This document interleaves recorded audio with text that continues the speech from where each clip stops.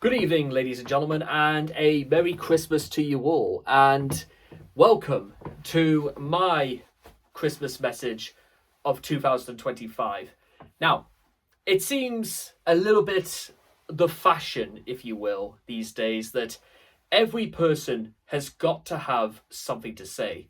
And in many ways, it's very important everybody has their say. If I was personally, ladies and gentlemen, to do a like almost like a top 10 rules, if it comes to things like politics, for example, number two would probably be something like you have got to have your say. Because guess what? We are all born on this earth. We have all been made by this earth, and we will all return to the earth in one shape or other. Dust to dust, ash to ash, and all the rest. But interestingly enough, I feel that even in this day and age, it seems a little sanctimonious for people to, let's say, preach, if you will, the word of God, or the word that they believe they are somehow morally superior merely for the crime of having said opinions in the first place. Some of you may recall, for example, that popular comedian David Walliams has awoken to finding God whilst he was in the middle of facing backlash for making inappropriate comments towards women. Now, I'm not necessarily sure whether or not the story is fully comparable, because the problems I have with stories about celebrities who openly make it known that they have found God, well, I have problems with this for the very simple reason, and that is you don't go to mass to let the whole world hear about it. It should not be about you going to mass to make headlines. You go to mass because in many such ways you believe it the right thing to do, to not only make amends with our Father, and also to be a part of perhaps even something greater and larger than ourselves. And to be honest, one of the things I really would love to do starting in 2020, probably even starting in a few days' time, is to make it a regular feature where I return to Mass every Sunday morning. There's something that I feel like I've lost in at least the last 2 years by not attending Mass anywhere near as regularly. It all started, by the way, just to give you some statistics, I've only been to Mass 4 times so far this year. I went at the very beginning of the year, and then on the first day of Advent, and then on the second Sunday of Advent, and I've just come back this evening from Christmas Eve service. And I certainly want to go before the year is over on this coming Sunday. What I feel, because I feel like I need to somehow not only make up for lost time, but also to make amends for things that are just going on in here. I've made it very well known that when I went to Mass for the first time in 11 months, I was very, very open, but I was also visibly distraught because I was going through a lot of internal conflicts in my mind about not only where my life was going, but things I've been holding on. I've been trying to share amongst other people, and I've been given back more burden than you can handle on the back that I was reaching out to people who should have the authority to listen to when people are openly distressed, and their response seemed to be, we can't do anything. Can't or won't do anything, however, I will leave up to you to decide, because personally I feel a little bit conflicted as to which of those is the right answer. So that's but I feel in some way in when I was in church, in fact, actually, to be honest, I could even quote this sentiment, something that came straight out of Isaiah. Once I can find it. The people that walked in darkness has seen a great light. On those who live in a land of deep shadow, a light has shone. You have made their gladness greater. You have made their joy increase. They rejoice in your presence. as men rejoice at harvest time, as men who are happy when they are dividing the spoils. For the yoke that has weighing on him, the bar across his shoulders, the rod of his oppressor, these you break as on the day of Midian. For all the footgear of battle, every cloak rolled in blood, is burnt and consumed by fire. For there is a child born for us, a son given to us, and dominion is laid on his shoulders. And this is the name they gave him: Wonder Counselor, Mighty God, Eternal Father, Prince of Peace. Wide is his dominion, in a peace that has no end, for the throne of David, and for his royal power, which he establishes and makes secure in justice and integrity. From this time onwards and forever, the jealous love of the Lord of hosts will do this. For I can't forget, ladies and gentlemen, and I refuse to forget, that I am not alone. I am not just a lone shadow.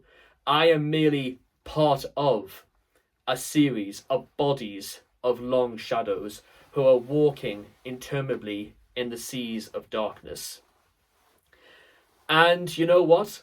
And like so many men of my kind, frustration, anguish, rage boils and trickles throughout our bodies. We want answers. We want to be heard. We want our problems to stop. And it's not necessarily unheard of that men like me become very, very perturbed and very, very angry when our voices are not heard and nobody is willing to meet us halfway in the struggle. For I've met men, many men in my time, who have struggled, who have persisted, and they are let down time and time and time again.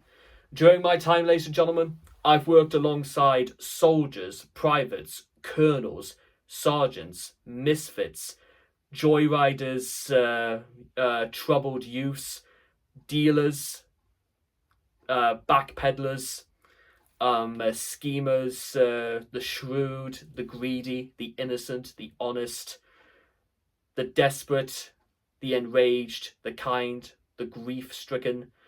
I've worked with every kind of person, from citizen to refugee.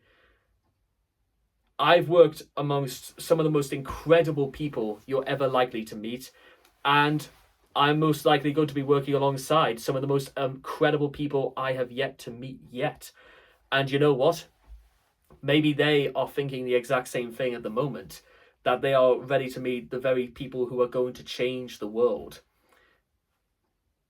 It seems like a bit of an exaggeration, but it's part of the reason why I've dedicated the earlier parts of November and especially into December, dedicated to the very small things, if you will, from brushing my teeth as many times a day, to partaking in exercises, to even getting ready to do even more exercises, to even setting up calendars, setting up dates, setting plans, everything to go in motion.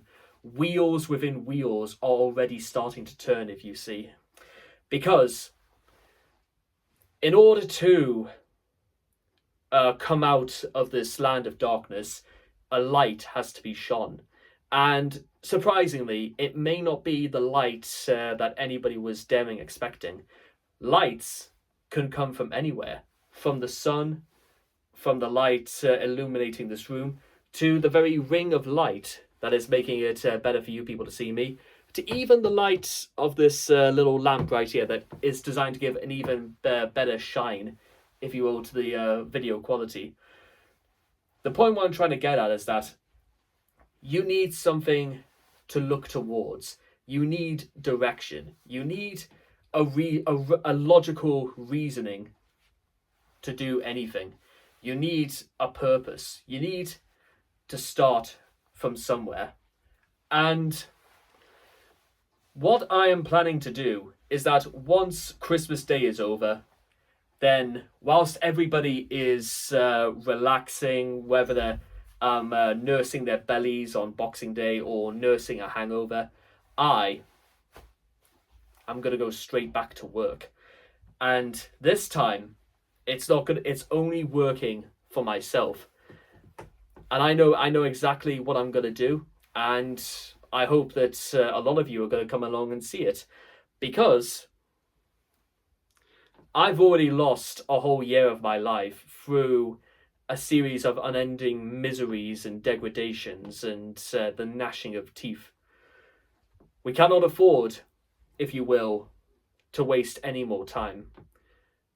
Or shall I say, waste time on people who care nothing for people like you or me.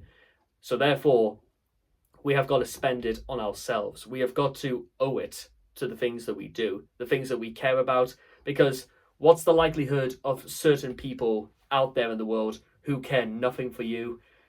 What do you think they're going to do and turn around and say that they're proud of us? Why would they say they were proud of us? They weren't willing to give us the time of day. They weren't willing to be honest and meet us halfway. They weren't willing to be fair or even reasonable.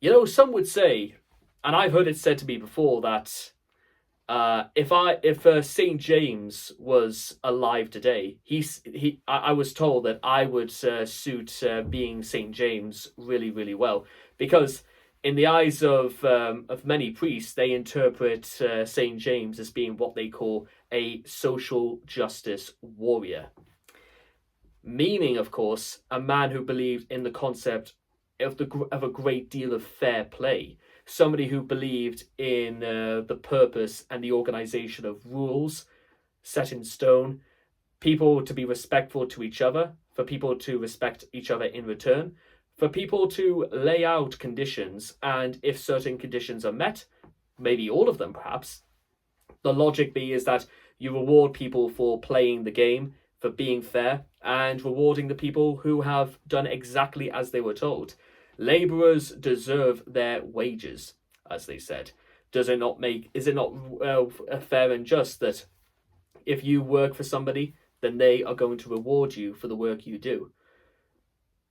Possibly, and I don't really know where it started to happen, but I'm getting the suspicion that we live in a day and age where not only do certain people expect something for nothing, but we are openly hostile to people that, when they don't do something for nothing, they turn violent, vindictive, and they start thinking that they can do whatever they want, both at the highest level and at the very lowest level. Petty thievery is not necessarily indigenous towards people who merely walk into Greggs, see something, just grab, and then just walk straight out. It also happens at the very top level. I mean, bus prices going from £2.50 to £3 in the span of 12 months. Flavoured water was only 65 pence in Sainsbury's at the beginning of the year. Now it's as high as 90 pence. 10 years ago, you could get a packet of gum for 50 pence. Now, you can't even get it for as low as anything less than 90 pence. And that depends also on which shops you go to. I've been into shops where they charge the most extortionate of prices for gum. So see what I mean? It doesn't just happen at the lowest. It can happen at the very highest and everything in between. I refuse, however, to play ball to parties like that, because, and say with me now, you and I both know it's wrong to do it, which is why we don't do it. We don't steal off people, because in many ways, that's just a new form of stealing. And guess what?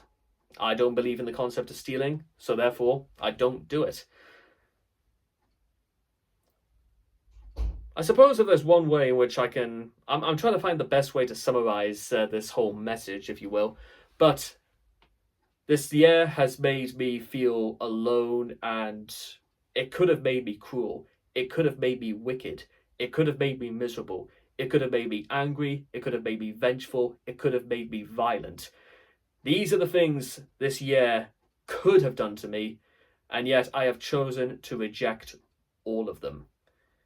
Because I believe that my dignity and my sense of self-respect is worth more than all of them put together, multiplied by 100.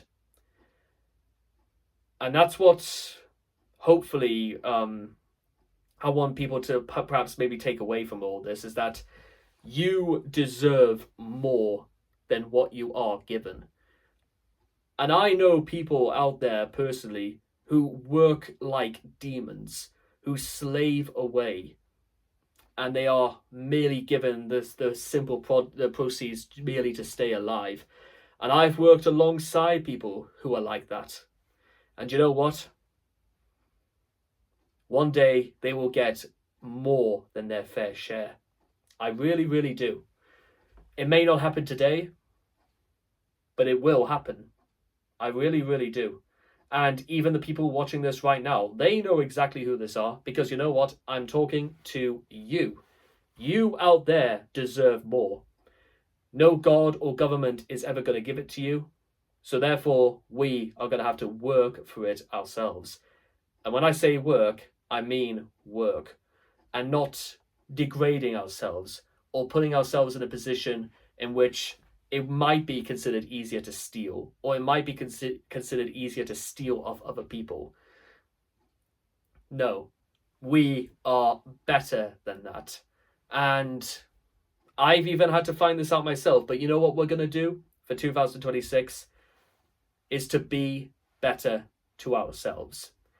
And maybe once we start doing that, the good times will come by much, much sooner.